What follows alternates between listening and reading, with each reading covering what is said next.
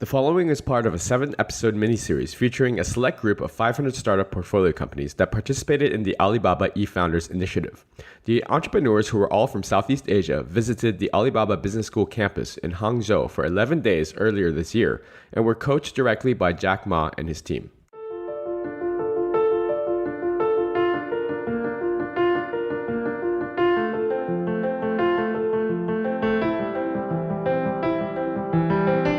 Welcome to the Jay Kim Show, Hong Kong's first dedicated podcast on investing in Asia. Join us as we survey the land and discover the greatest companies and most profitable investment opportunities in Asia. If this is your first time listening, thank you for stopping by. This podcast is produced every week with the goal of providing actionable insights to you, the listener, with every single episode. And now, onto the show. This week's show guest is Wai Hong Fong, co-founder of StoreHub. StoreHub is a cloud-based store management system for SMEs. StoreHub combines iPad point of sales, inventory, and customer relationship management with enterprise features in the beautiful and simple user interface, with the goal of making businesses awesome. Wai Hong, welcome to the show. Thanks for having me, Jay. So why don't you give the audience a little bit of background first? I'd like to ask all entrepreneurs a little bit about themselves, their background, what they sort of studied and how they came up to becoming an entrepreneur. Yeah, absolutely. So there are two things about me growing up. Firstly, that I was very geeky when I was a kid. I think I remember telling my mom when I was 11, my mom telling me anyways, that I told her that I wanted to marry a computer and be the world's greatest hacker when I grew up. So that was pretty much my childhood ambition. So I was very, very, very geeky, was always playing around with computers, tinkering, got into a lot of trouble hacking into the computers in high school because they were charging us like $5 an hour to use the computers. And, when we were playing StarCraft back then, we were playing hours on, and it was a lot of money for students to pay. So we broke the cash card system to do that. But there's all that stuff. That was like in my early childhood, and then I ended up not getting my first preference at university. I wanted to do law and computer science as a double degree, but I didn't make the grade for law, and I decided that I didn't want to just be a programmer for the rest of my life. So I didn't do computer science, and I ended up doing a Bachelor of Arts in Media and Communications and History and Philosophy of Science. Oh, interesting. So very, very different from, I guess, what I anticipated. So they trained me to be a journalist and a philosopher. That was essentially how I started out, in the early days. Wow, interesting. And then, those are all good skills. So first of all, law is a difficult one. I think it was like, I went to business undergraduate school, and I think it was like my worst grade of my entire college career was law. So I knew I was going to be a lawyer. So I can empathize with you there. But media and journalism, media is very important, and in the era that we're living in now, basically, if you run a startup or even your own company or your own brand or maybe your own podcast, I mean, it's all media is very important and it has a big impact. So I'm sure you have some relevant takeaways from your studies there. So after university, what did you set out to do? So fresh out of university, I always thought I was going to go work or do some marketing work or some, PR work in a digital or, IT company, we used to call them back then. And, but in the end, what happened was my uncle was like running a retail business. And he was like, why don't you just come out and help me run, put a few things up on eBay. So that was essentially what I did. And one thing led to another, and we ended up forming a business, just selling stuff online. This was in Melbourne. So I studied at Melbourne University. And I ended up running an e-commerce business for the next 5 years after that. So didn't apply for any other jobs or never even sent out a resume or went for an interview, just straight out of uni into an e-commerce business. And we grew that from about $20,000 of stock to about $5 million of revenue in about 4 years. So that was essentially what I did as my first business, essentially. That's incredible. And it was basically built off of an eBay store, an online store? Yeah, so we started on eBay, but we eventually grew that into 12 different e-commerce sites what we found was that selling stuff on eBay back then, at least the brand new and expensive stuff, was really hard because of the brand connotation of eBay being, secondhand and old and used and not so Right. good in quality. But we dominated. The way we did it was we dominated the search results with our own websites, right? So we were ranked number one for telescopes and binoculars and Swiss Army knives and dancing Oh, wow. shoes and all kinds of random stuff. They used to call us the niche e-commerce king of Australia. So that was Wow. essentially what we built the entire business upon. That's incredible. Can I ask what year this was? This was from 2007 up to 2012. Wow. Okay. So this is interesting actually because you're basically hitting like Web 2.0 right around then. But I guess I hear about stories like yours a lot about people that were somewhat early adopters into sort of the e-commerce and online space and eBay and this sort of thing. Yeah. And it's something that I think a lot of people kind of just did. If you have some old stuff that you want to get rid of and try to get some money off of it, so you post it on eBay. But then I hear about a few stories like yours where you can actually scale a business quite successfully by tinkering around with that sort of thing. And I guess at the time, to kind of dominate the ad space, the search, like Google AdWords and that sort of thing. I guess it wasn't as expensive back then than it is now, right? Yeah, I mean, the e-commerce goes through a bunch of different cycles, and when a particular medium or I guess channel is inefficient, I guess is the way we would describe it. The cost of acquiring a customer versus I guess the lifetime value or how much it costs to how much revenue you get from them is relatively low if you know how to I guess run ads or optimize Google. We did most of these things in-house and ourselves, and so because marketing agencies were charging a lot of money for doing something that they didn't really know what they were doing as well. They were kind of learning on the fly. Yeah. And we realized that, hey, actually this thing is not that hard to learn. And I guess that's where the geekiness and that media training, we were trained to write like tremendously. That really became very helpful back then to just optimize and I guess gamify those platforms. Right. So like writing your own copy and marketing scripts and stuff like that. Absolutely. It's Yeah. I kind of wish that I was in that game or even just dabbled in it back then, because right now it's like extremely sophisticated. It's like Oh yeah. you can't just I kind of miss those days where you hear about, oh, I just threw up a website and all of a sudden I'm doing like all this traffic and all this stuff. So Yeah, but it's, I mean, the reality of it though is that back then doing what we did was kind of wacky, right? Like people, my family was like, oh, it's kind of cute that Wai Hong is doing that, and in the first year we did something like about $300,000 of revenue, and everyone's like, oh, that's kind of cute that be able to kind of like turn around some revenue, and then the next year we did $1.8 million, so we 6x the growth, and then people were like, whoa, what's going on here, right? Like. And the reality is that people didn't really understand like what was going on and what were the possibilities of eBay. We were talking about the days when shopping carts were like a Zen card or OS Commerce, and those things look like really, really bad, Yeah. right? Like, those were like, and we adopted Magento, which was at that time really kick-ass in terms of its looks, Right. but it took unoptimized out of the box 30 seconds to add a product to cart. And so the kind of work that we needed to do, so I managed to optimize it down to 3 seconds, Nice. which by today's standards are like still abysmal. Oh, sure. But back then that was like awesome. So I think in every phase, every like 5, 6, 7 years, we enter a time where when we push guys the boundaries of technology, it always seems kind of scary. It always seems kind of weird, and I guess it rewards the people who try, right? I think that's essentially what we see anyway. Yeah, absolutely. It's insane. The you say 30 seconds, and I was chuckling because there was a time when that wasn't a long amount of wait to get something done online, and now it's like an eternity. I mean, you could go Yeah. through like 5 different pages. You just close Windows and be like, okay, on to the next website, Google search, and find the next one that comes up quicker.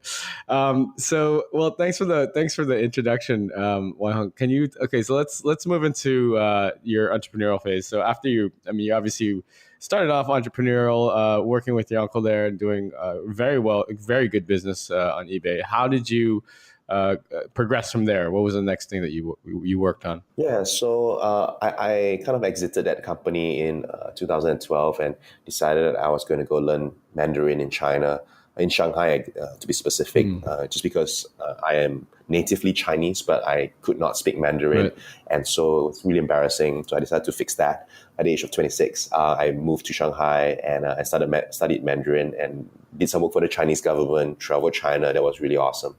And in my travels, I actually met a friend who was running a chain of lingerie retail stores.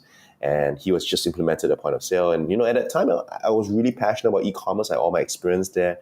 And we dabbled a little bit in kind of like the offline, online kind of play. Mm-hmm. We had a physical outlet as well in Melbourne. But here in Shanghai, I was seeing this guy who was trying to run a retail business, trying to, use systems to manage that better. But it was really, really bad. So I was like, hey, dude, you need to fix this. And I spoke to their developers, and developers was telling me to go and train the staff to use it better instead. So I was like really frustrated. I was like, how, systems are built for people, not people for systems. Right.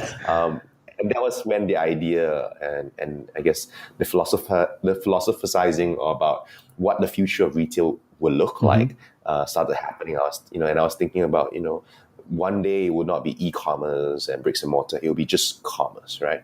And where do we start? Where do we help? How do we help people like my friend, offline retailers actually digitize, systemize, manage and grow their business with the kind of insights, analytics, and data that we were used to as an online retailer? Right. And that's where we started StoreHub. I told everyone about the idea. And eventually I met my co-founder in Shanghai. And she just had just left Microsoft at the time. She's a bit of a genius. So she won 2 national programming competitions in China and like chairperson of the Women at Work at Microsoft, and one of the star employees. I think she was her testimonial was on the website and everything. And she's just kind of left Microsoft, trying to like figure out what's the next thing. And we met, and I literally just talked about philosophy and I guess our values and what I imagined the world was going to be. And she bought into it, and that's when we started StoreHub out of my apartment in Shanghai. Oh wow, that's awesome. Okay, so let's dig in now. Okay, so tell us about your philosophy and how. Give us the the overview of exactly what StoreHub does. I mean, has the concept evolved since you guys first implemented it? Have you guys changed strategies or anything, or is it the exact same concept from what you were philosophizing with your co-founder back in the day? Yeah, well, I think maybe about 70 or 80% of a lot of the things we talked about still remain very relevant today. The strategies and the markets that we're serving, the pace at which we were growing, all those were definitely not as we imagined it would be. It definitely took a lot longer for us to really get off the ground, and that has a lot to do with the startup ecosystem and startup climate here in Southeast Asia, and with funding not being so easily available. But essentially, the philosophy was about the future of retail and where what is the role of bricks and mortar in a world where e-commerce is growing double digits year on year and taking the headlines everywhere. In a world where we experience in China today, that's like 17-18% of commerce is online, happens online, right? And here in Southeast Asia, we're still talking about 1%. And there is what happens as e-commerce continues to be more prevalent? What happens when digital is just not just a separate world anymore, but it is completely a part of everyone's world where everyone has a mobile phone. So there's all that conversation around what happens to consumer behavior, what happens to the mindset of running a business. And for us, fundamentally, the main thing was that we wanted to help bricks and mortar retailers to engage this new world. And that was what StoreHub is about. Is we wanted to, by being the hub of the store, we're able to connect retailers, whether it's to their consumers in a more meaningful way, or whether it's to their suppliers by making that whole supply chain better and easier. But the core essence of StoreHub is that we want to be the hub of the store, and we want to help make those businesses, I guess in our words, awesome. And the way we go about doing that is really to help them succeed in utilizing all the tools and all the channels to connect, to engage, to buy better, to sell better. But at the same time, we also wanted to kind of like bring that whole cool Apple Store effect into stores. So how do we enable experiences, whether that's through payments or through being able to buy stuff that's not exactly physically in store, like buying online, picking up offline, or buying in store, having it delivered to you. There's just all that stuff, all these experiences that we are have a vision to create for a small bricks and mortar retailer. Wow. Okay. So that's interesting. So StoreHub is now a solution for both the sort of back end of the store, including the front end, like the user side of things, or is it just the back end of the store? Yeah, so we started out with the iPad point of sale. Mm-hmm. So at that time, when this idea was forming, we saw that there was this trend in the US where iPad and point of sales were taking off, Right. And we recognized that the point of sale is the most basic thing that every retailer starts with or needs, and before they get involved with CRM or complex inventory management or even an e-commerce site, they all start with a point of sale. And so for us, the point of sale was an entry point, and that's where we start layering on all these other things. So once you solve the fact that they have now a system in place instead of just pen and paper, we can start helping them with inventory management, with managing their customers, and with e-commerce. But the point of sale was the starting point. So all our customers would use our point of sale, and then we'll continue to help them to get more advanced and to utilize more and more of these other things that would enable them to create these experiences. I see. Okay, so the starting point is you say a brick and mortar store comes to you and says, StoreHub, I need your help. So the first thing that you would do would be to basically integrate these iPad point of sale type stations into their store. Pretty much. So we built that ourselves, and we coded that all up from scratch. In fact, I coded 1/3 of the original MVP, and none of my code still remains in the system. Rest assured, because it's not very good, but I did do a bit of it, and that's where we start. We literally help them set up the iPad point of sale, and then we connect them up with all the other things from there. And so the iPad point of sale, that's the first sort of connecting point, and then of course on the back end you're collecting all the data and this sort of thing. Now, the type of store customers that you get, I mean, what is your sort of average typical type of retail or brick and mortar store that would come to you and say, look, I want to work together? Yeah, so a good chunk of our customers are fashion boutiques, and at least on the retail front, we have some grocery stores and even pharmacies, and I guess in retail in general is fairly kind of like all over the place. You got a whole bunch of different types of retailers out there, and then on the F&B front, we pretty much dominated the cafes scene, and the whole. We have a lot of quick serve as well, so like bubble tea shops or guys that they basically have kind of like the whole order at the counter and pick up somewhere else kind of a workflow.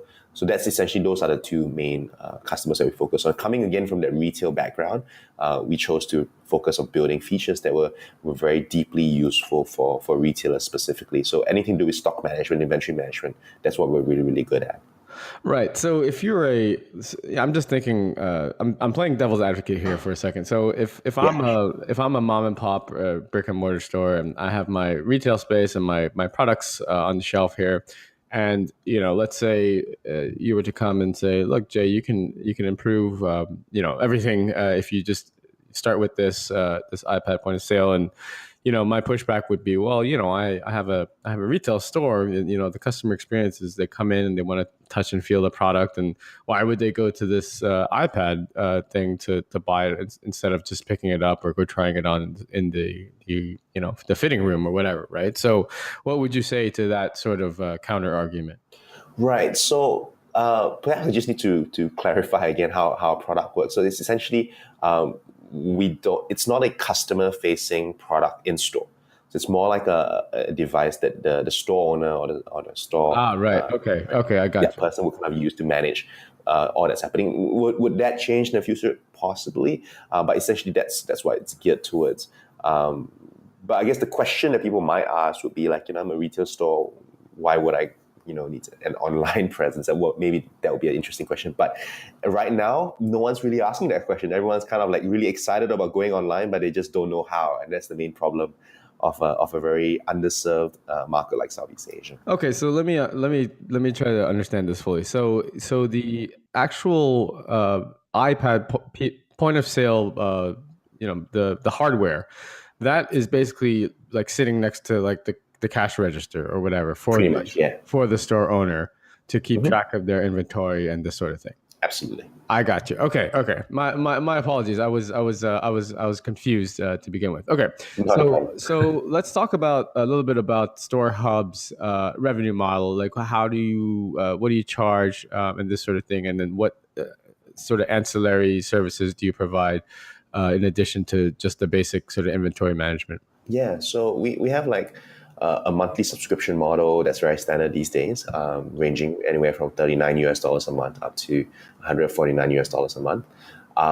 And essentially, the differences would be in the kind of the depth of features, so having more advanced inventory management or more sophisticated promotions management. That will be how we differentiate, which people pay what, and as well as like the size of the store. So like how many products they would have would typically correlate very well with the volume of transactions and therefore the size of the store. So a typical cafe with less than 100 products would typically be paying $39 a month, and a larger retail outlet with 1,000 or 2,000 SKUs will be paying maybe $79 a month. But that's generally how we would charge. And then what sort of how long is the onboarding process if someone wants to onboard your StoreHub and implement into their system? And what are the metrics that perhaps a customer can use to sort of validate the fact that, okay, you know what, this is actually worth the $39 a month that I'm paying? Yeah. So it takes about anywhere from, so once you got the hardware, that usually takes like, either most of it gets delivered out to customers, or people come and buy it from us, pick it up, whatever it is. It's fairly generic hardware, so they don't really need to come to us specifically. But once they have the hardware, it takes about anywhere from a couple of hours for a cafe to set up, just to enter in all the products, the coffee and food, right, and all that stuff. Or if it's a larger retailer with like 1,000 products, they might have to import that via CSV files, and that might take a day or 2 or 3 days. And it depends on, I guess, how much massaging of the data they need to do. But it's just generally the time frame that's required for them to get started with us. And as far as the key metrics, I think in general, most people are pretty much going from a 0 to 1 kind of experience, right? A lot of these guys have not had a system before, and now they do. And so the metrics are very qualitative in this sense, right? They feel, oh my God, I actually have visibility. We had customers in the early days, even if they had a system, it would be like, the experience would be like this. They'll be like, I need to know what's the sales for today. And they'll call the guy at the store, and the guy at the store would take about half an hour to key in that data and send out a WhatsApp message to the store owner. And that's essentially the experience that they had before, whereas now with StoreUp, they'll be like, okay, pull out my phone, click, boom, here's the sales report. So that whole going to the cloud experience, and I guess it's perhaps a little bit harder to understand in the US, where it's things are also progressive and modern. But here in Malaysia, in Southeast Asia, we're talking about a market where anywhere between 50 to 90% of retailers don't have a point of sale, don't have a system to begin with. It's all pen and paper. Sure. And so that's essentially where the majority of our customers would find, I guess, their key metrics. That being said, and I guess more sophisticated retailers would find things like changing pricing of the products, or just a general awareness of stock, or what's selling best and what's not selling best, has helped them to kind of stock the right things better, and therefore see their sales grow in that sense, because they actually know and have a good finger on, like literally a finger on the pulse kind of understanding of what's going on with their store. But that's generally for the slightly more, I guess, sophisticated retailers. Right. Okay. Cool. Yeah. So that actually makes it much clearer. And thanks for explaining that to the audience as well. I mean, Yeah. a lot of people. I mean, I live in Hong Kong, so it's a little bit more modern, and I grew up in the States, and so the retail experience there is a little bit different, I would think, than probably the initial target market that you're trying to tackle. But Southeast Asia, definitely, there's a lot of growth there, and like you said, 80 to 90% is still very old school, like pen and paper Yeah. inventory type stuff. So, which countries are you in now? Obviously, Malaysia, and you're trying to expand into Southeast Asia. Yeah, so our customers are in 15 different countries. Mm-hmm. But in terms of like our office presence, we have offices in Malaysia, in the Philippines, in Thailand, and we also have an office in Shanghai, where we don't have a sales office there. It's primarily our technology team is based out of Shanghai. But in Bangkok and Manila, in Kuala Lumpur, we have sales support offices and a whole bunch of other marketing and admin and finance, and the rest of the core operations are based out of Malaysia. Interesting. Okay. So last sort of question on what you do there. You as someone that's been in retail for a long time, what sort of, sorry, not retail, but more like e-commerce and this sort of thing for a while.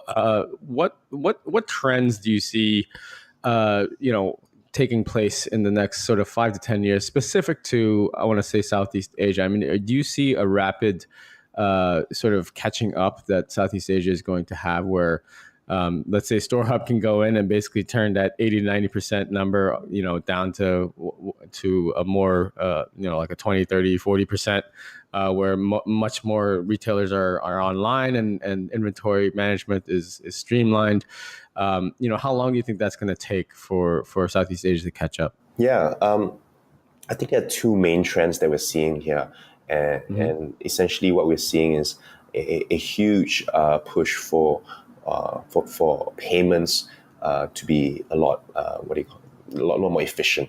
And so we're seeing whether that's mobile wallets being pushed in a huge way. I mean, we're talking about this year alone with there's 15 to 20 wallets in the market trying to be the number one player, and hundreds of millions of dollars are being pumped into the market to achieve that. And similarly, we're seeing patterns across the region, whether it's in Thailand, where the banks have all rallied together to do mobile payments via bank-to-bank transfers and scanning QR codes at stores itself. And we're seeing similar moves in the Philippines, Indonesia, and a whole bunch of places. So there's definitely going to be a revolution of payments in the next couple of years. A big part of that is Alibaba, Alipay, and financial, which is, I guess, Alibaba's finance kind of arm, Right. really investing heavily. They've dumped anywhere from 50 to hundreds of millions of dollars into each and every country in Southeast Asia, where it's specifically in the payments front. So this is something that we're seeing as a massive shift. Credit card penetration outside of Singapore and Malaysia is very, very, very small. We're talking about single-digit percentage of the population that actually have a credit card. And so as a result, there is a massive opportunity for mobile wallets to really play a part in the kind of shifts and the upgrade of how we actually do payments. So that's something that we're really excited to see. A big part of that push is also for wallets and payment players to work with people like us who already have very advanced systems in place in retailers, because when they work with us, instead of having to onboard merchants and providing them devices, we literally just push out a software update, and it's actually enables mobile payments within the store. So there is definitely a trend, and there's a wave that we're seeing that we are happy to ride over there. The second thing that we're seeing as a trend in this part of the world is the huge push for e-commerce and commerce, kind of like, and I guess the question mark, what does the future of commerce look like? There is a very strong mall culture in Southeast Asia, where whether it's Malaysia, Philippines, Thailand, or Indonesia, everyone goes to the mall on a weekend. and that's malls are still growing, malls are still doing well in this part of the world.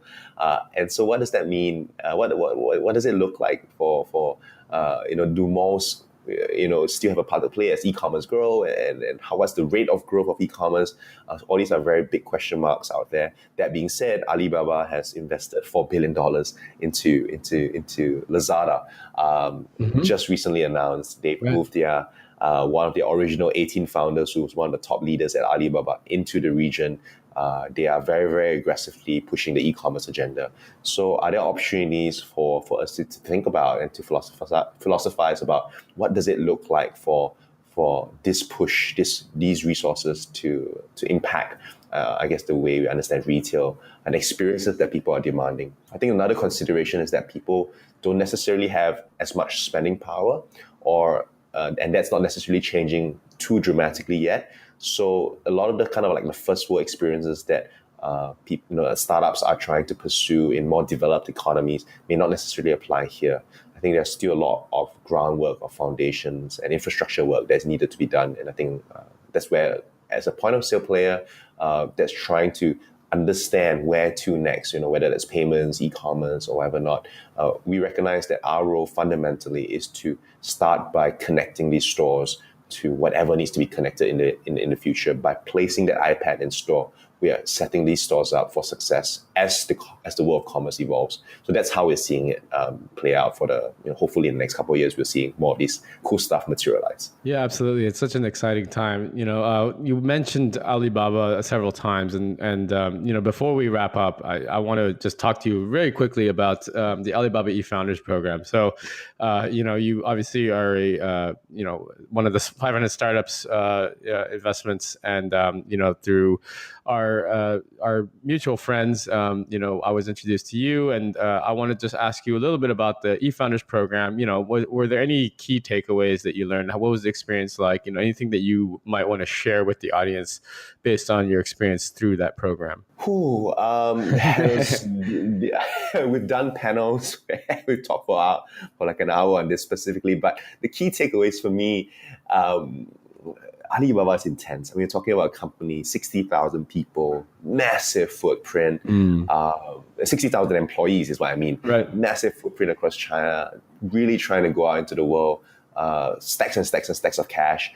But most importantly, we saw how a single company over a period of just under 20 years managed to kind of like really change the entire landscape of how commerce is done in China.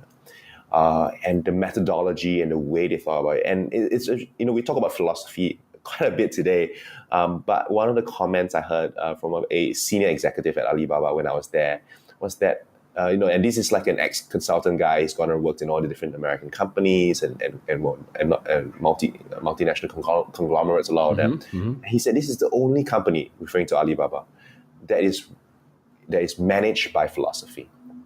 And that was a really, really such a weird statement to make. Like, what does that even mean? And as we understood more about Alibaba's culture and how Tai Chi is a big part of their culture, and how Jack spends hours, like he'll go and talk to his team for 3 or 4 hours at a time. Wow. And the approach where they will talk about how we will build a company that has a healthy, again, the whole yin and yang of Tai Chi, right? A balance of Western management principles, right, but Eastern philosophies combined. And that's how we're going to be. That's our management philosophy. And so it's such a fascinating kind of insight into the way that Alibaba has transformed an entire country through a kind of like methodology that is fairly unorthodox. You don't often hear things like that said. Sure. And at the same time, to be kind of like a little bit, I'm not sure what's the right word to use here, but it kind of a little bit scared, right? Like a bit. There's this company is now huge and they're ambitious, and one of Jack Ma's plans was literally globalization in the next year. And what does that look like? And he openly said that, look, one of Alibaba's globalization is top 3 on Alibaba's agenda for the next year. And and one of the things that's really, really important to us is that we need to succeed in Southeast Asia. We need to show the world that we can influence this region in a positive way, bring commerce, make commerce make doing business easier in Southeast Asia. And he's done a lot of work with all the different governments. And so both at the private and the public sector, we're seeing Alibaba investing heavily. So there's just so much that's going on there that they are not content just being a company that's super relevant in China. They are obviously very, very focused on expanding and figuring out what it means to have an influence in the world. So that's something that's somewhat new to me. Like before going there, I was like, we thought Alibaba is kind of king of China, but don't really understand or know much about their foreign policy. But this is definitely very, very insightful in that sense. Very interesting, very insightful. Thank you for sharing. Wai Hong, it's been such a pleasure, man. Thanks for coming on and sharing your experience and sharing with us about the exciting things that you're doing at StoreHub. We're definitely going to keep an eye out on you and look forward to hearing the great progress that you make. And we wish you the best of luck. So thanks again. All right. Thanks, Jay, for having me. All right. Take care. Bye. All right. That's it.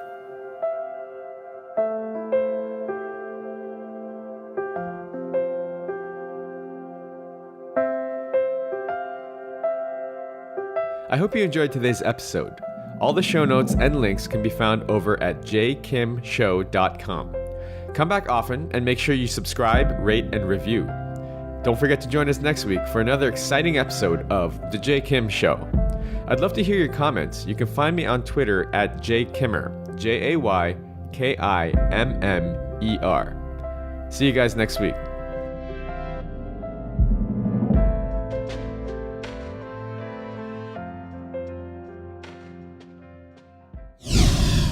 This podcast is brought to you by Hack Your Fitness, the high achiever's guide to getting ripped in under 3 hours a week.